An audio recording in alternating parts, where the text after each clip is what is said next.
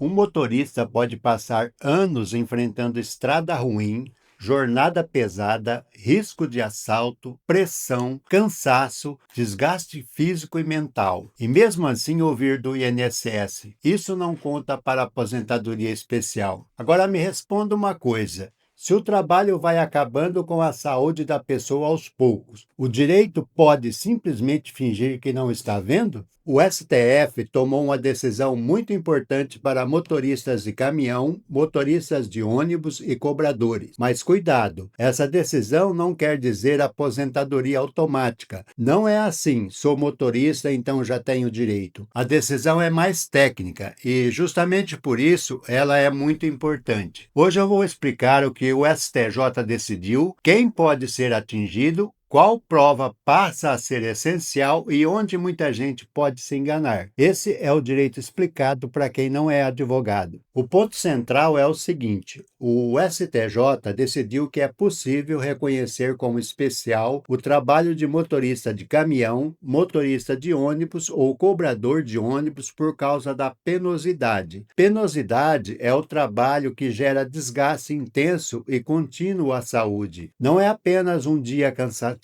Não é uma viagem difícil, não é uma situação isolada. É uma rotina de trabalho que, pela própria forma como acontece, vai desgastando o corpo e a mente do trabalhador. E aqui está a primeira virada importante. Depois da Lei 9.032 de 95, acabou aquela lógica antiga de reconhecer atividade especial apenas pela profissão. Antes, em muitos casos, a categoria profissional tinha um peso muito grande. Depois, passou a ser necessário provar as condições reais de trabalho. Então, o STJ não voltou ao passado. O tribunal não disse basta ser motorista. O que o STJ disse foi: pode reconhecer, mas tem que provar. E provar como? Pela perícia técnica individualizada. Perícia técnica é uma avaliação feita por profissional habilitado para analisar as condições concretas do trabalho. E individualizada quer dizer que não basta falar genericamente da profissão. É preciso olhar para aquele trabalhador, aquela rotina, aquela jornada, aquele percurso, aquele ambiente e aqueles fatores de risco. Parece detalhe, mas não é. Esse detalhe separa uma grande decisão previdenciária de uma falsa esperança. Agora, por que o INSS discutia isso? O INSS defendia a ideia de que, depois de 95, a aposentadoria especial só poderia ser reconhecida quando houvesse exposição a agentes nocivos previstos na legislação previdenciária. Agentes nocivos são fatores que prejudicam a saúde ou a integridade física do trabalhador. Por exemplo, ruído excessivo, produto químico, calor extremo, agentes biológicos. A tese do INSS era basicamente essa: se a penosidade não aparece expressamente no regulamento como agente nocivo, ela não pode gerar aposentadoria especial. Mas o STJ seguiu outro caminho. O tribunal entendeu que a ausência da palavra penosidade no regulamento não apaga a proteção prevista na lei quando o trabalho coloca em risco a saúde ou a integridade física do segurado.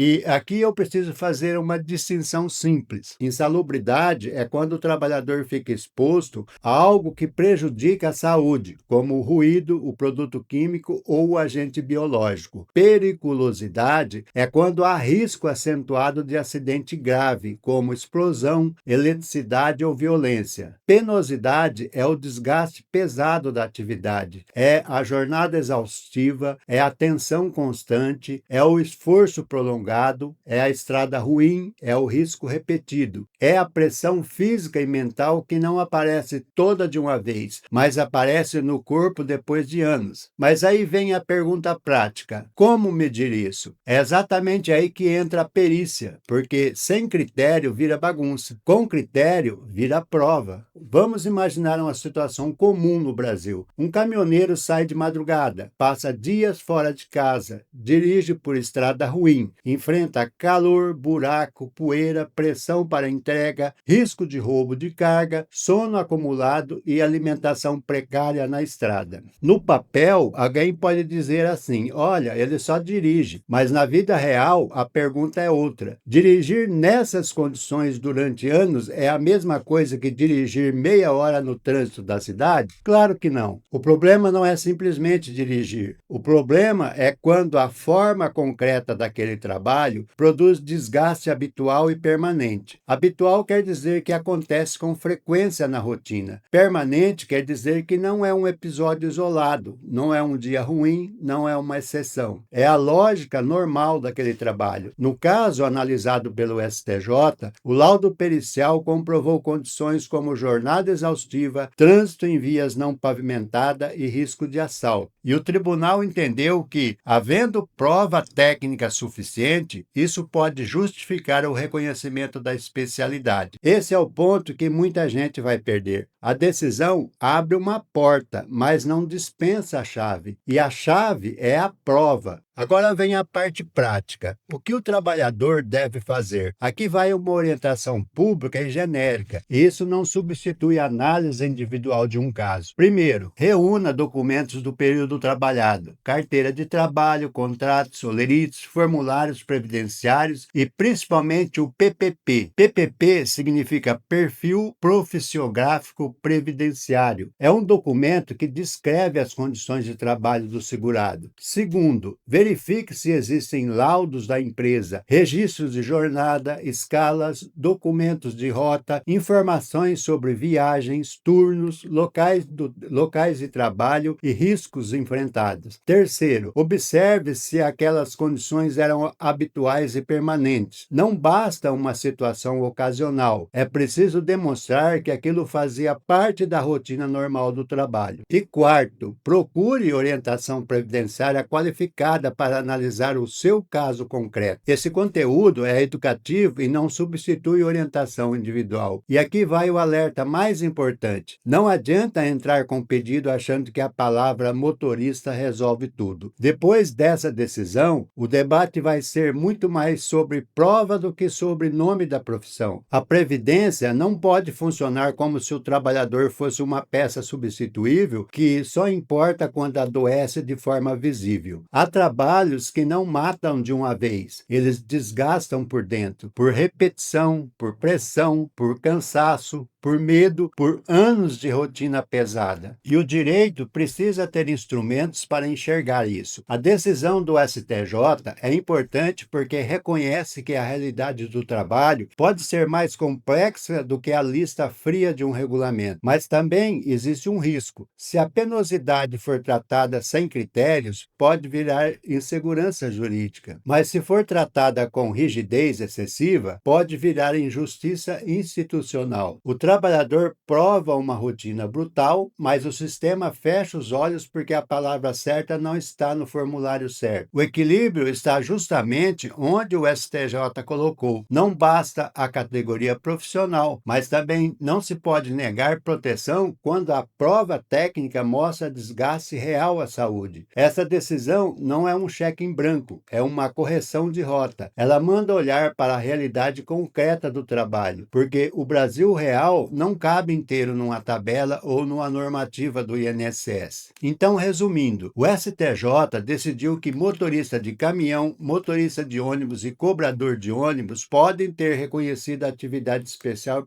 por penosidade, mesmo depois da Lei número 9.032 de 95. Mas isso depende de perícia técnica individualizada e prova da exposição habitual e permanente às condições concretas de desgaste à saúde. Não é automático, não é promessa de benefício, é uma possibilidade jurídica com exigência de prova, e essa diferença muda tudo. Agora eu quero saber a sua opinião. Você acha que o trabalho de motorista profissional no Brasil é tratado com a seriedade que merece? comenta aqui embaixo e compartilhe esse vídeo com alguém que trabalha na estrada, no ônibus, no transporte ou que está tentando entender a aposentadoria especial. Porque direito que ninguém entende na prática vira direito que quase ninguém consegue usar. Até o nosso próximo vídeo.